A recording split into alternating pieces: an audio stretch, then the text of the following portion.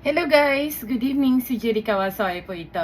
Okay, dito tayo sa ating first lesson ng ating Nihongo. As promised, gagawin nating base ang ating mga resume o direksyon.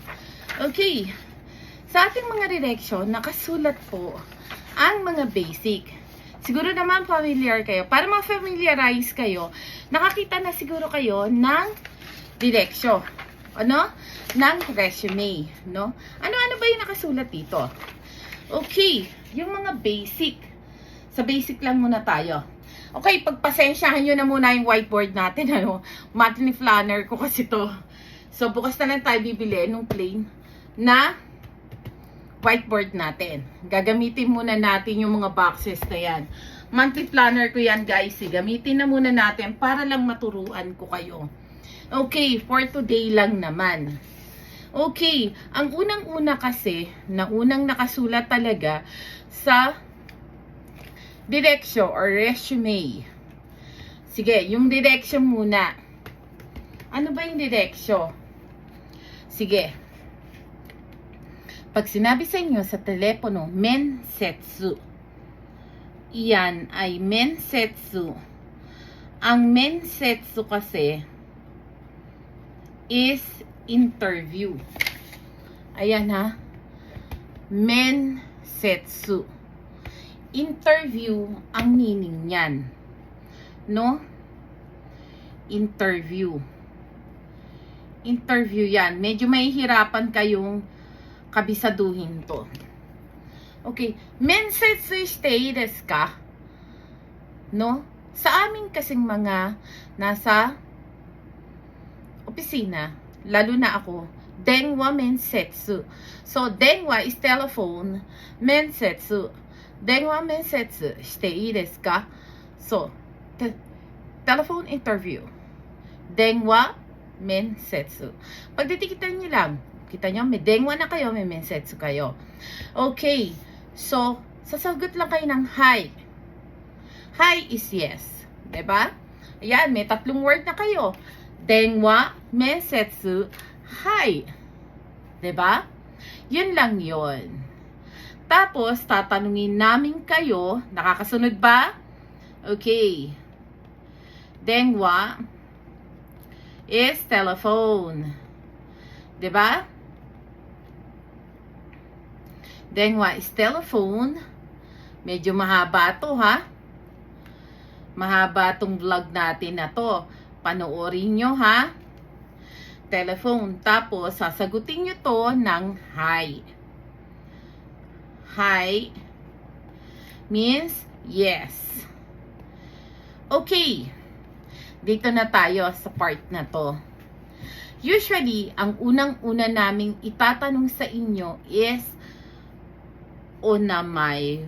Namae. Namae. Namae is name. Name. Dinagdagan lang ng aya, no? Namae is name. No? Pangalan po. Name. Alam nyo, hindi ko na to hinihiragana kasi baka maloka na tayo. Okay? Name.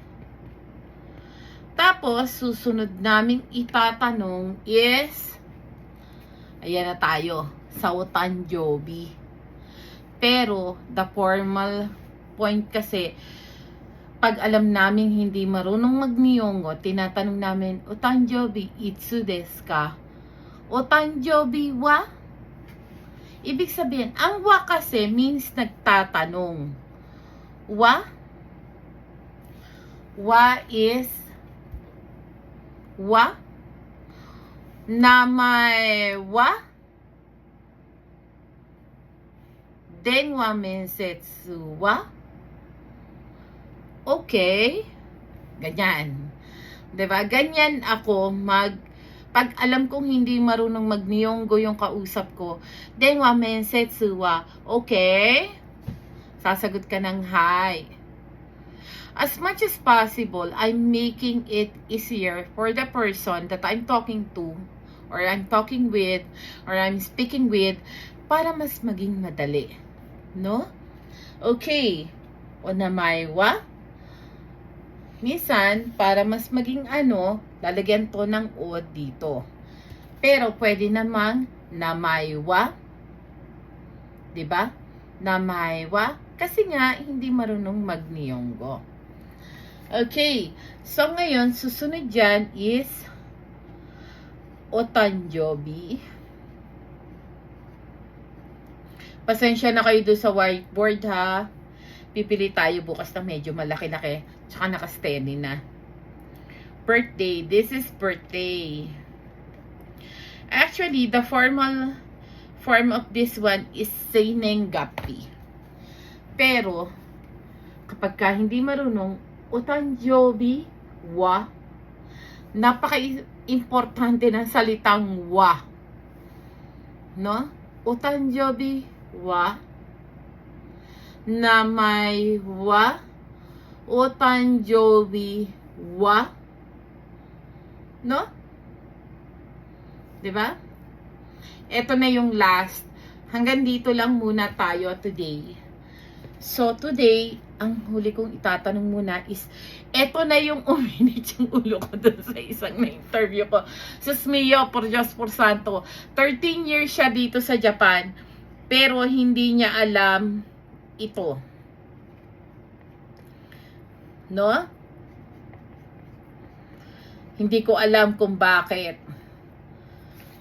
Ayan. Jusho. Jusho. Jusho wa doko? Jusho wa doko desu ka? Address. Kahit hindi nyo natudugtungan ng doko desu ka, Jusho wa? Jusho wa? Matik na yon, tinatanong nyo yung address niya. 'Di ba? Pero, kung ifo-formalize natin yung address wa, Jusho wa doko desu ka? Pag narinig nyo yung doko, ibig sabihin, tinatanong yung address nyo. Alam nyo, pick up lang yan eh. Diba? So, ayan. Ayan. So, simulan natin. Pag open pa lang ng line, halimbawa katulad ko, moshi, ohayo gozaimasu. Active Corporation no Kawasoe Julie desu. Tapos tatanungin yung pangalan ng interviewing ko, Nadenwa desho ka? Sasagot siya, ha? Hindi ka nakakaintindi ng Hapon. Pero try natin, ha? Ganyan, ganyan. Tapos yun na, sisimulan namin. Denwa mensetsu. Okay? Sasagot siya, hi. Ja, namai wa? Otanjobi wa? Jusho wa? Diba? Pero kung iyan na i-formalize ko, ima kara denwa mensetsu o konatte mo daijoubu deshou ka? Sasagot siya ng hi. Onamae wa nan deshou ka? O tanjoubi kikishite mo, o kaya seinengapi kikishite mo daijoubu deshou ka? Jusho wa doko deshou ka? Laging may doko deshou ka? Nan deshou ka? Kikishite mo daijoubu deshou ka? May ganon. Kasi minsan, yung iba ayaw ituro yung birthday nila. No? Pero, wala rin magagawa. Dahil pag hindi naman nila itinuro, 'di ba? Yan. Yan yung ibang, ito yung isa sa ating first lesson. Okay? So, sana nakasabay kayo. Okay? So, guys, first lesson pa lang to. No? Denwa, telephone. Mensetsu, interview. Hi, yes. Namae, name. Otanjobi, birthday. Jusho, address. Okay? Wa is I or ano. Doko desu ka? Saan po ba? Okay? So guys, bukas bibili na tayo ng maayos na whiteboard para sa ating pag-aaral.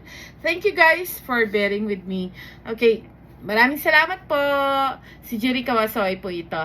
Okay, so sana follow nyo ako sa ating Facebook, YouTube, and TikTok account. Sa mga gusto magpa-translate, meron po tayong Juris Interpretation and Translation Services. Okay po, maraming salamat po. Bye! Good night!